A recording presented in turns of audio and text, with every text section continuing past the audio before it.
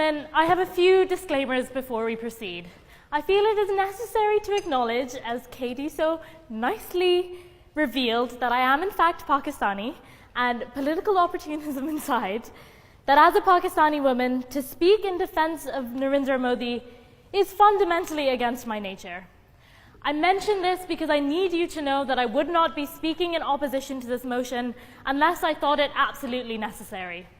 I suspect many of us on this side of the aisle will be taking a limited view on what qualifies as confidence. But I must stress that there is still the essence of confidence nonetheless.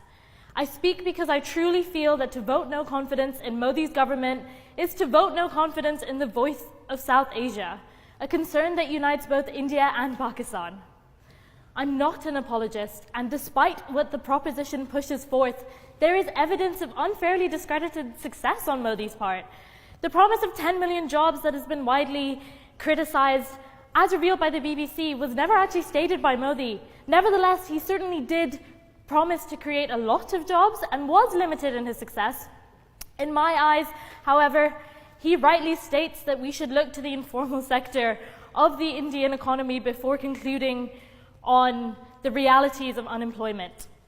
Although he has been criticized for his assertion, I see much truth in the fact that to discount the pakora seller on the side of the road is to discount much of the South Asian economy. Positive hopes for employment are on the rise, with 60% of individuals, and that's Pew Research Center, that's not his fake news, believing that Modi will deliver with more time to do so. More pertinent to myself and to those here, Modi's Act East policy displays that he is not willing to shy away from challenging China's attempts at becoming a superpower. Modi has shown inwards and outwards that India will no longer be non-aligned. India under Modi aggressively fought for the new Silk Roads to find their base not in the heartlands of China, but in the Punjab. He has made a name for India, its own name, divorced from the Raj, divorced from the West, that is assertively Eastern and successful. What Modi's government has done cannot simply be measured in facts and figures. His landslide victory in 2014 signaled the dawn of a new age. He is the son of a chaiwala, a tea seller, that has climbed his way to the top of what I must stress again is an unbelievable web of individuals. Modi shocked the system of cobweb dynastic politics, and his name continues to be synonymous with change for young middle-class Indians today. Across the border, Pakistanis looked with peering eyes, perhaps not self-reflective enough to acknowledge that tied with cricket and war-fueled rage, our anger at Modi was in part jealousy. A man that spoke for the people, and further, who gave these people a distinctly Indian identity removed from the colonial constructions that shaped the mind of the South Asian elite today. The young middle-class Indian still sees hope in this India, Modi's India, and that is something to be confident in. As Time magazine so pertinently put it, populism comes in two forms. There are leaders that exploit the passions of those they do not actually identify with. Donald Trump certainly comes to mind. And then there are those who speak truly and speak from experience, those who belong to those that they aim to represent. Narendra Modi is faithfully the latter.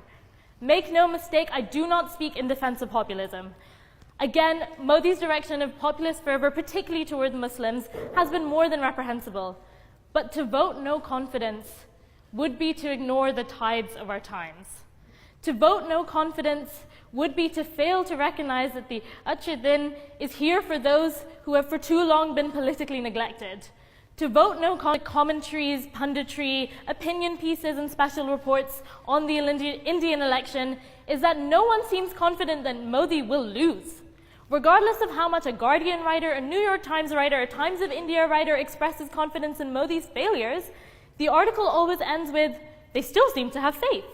It is in this faith of the ordinary man that I wish for us here to recognize. Confidently and assuredly, the masses continue to believe in Modi.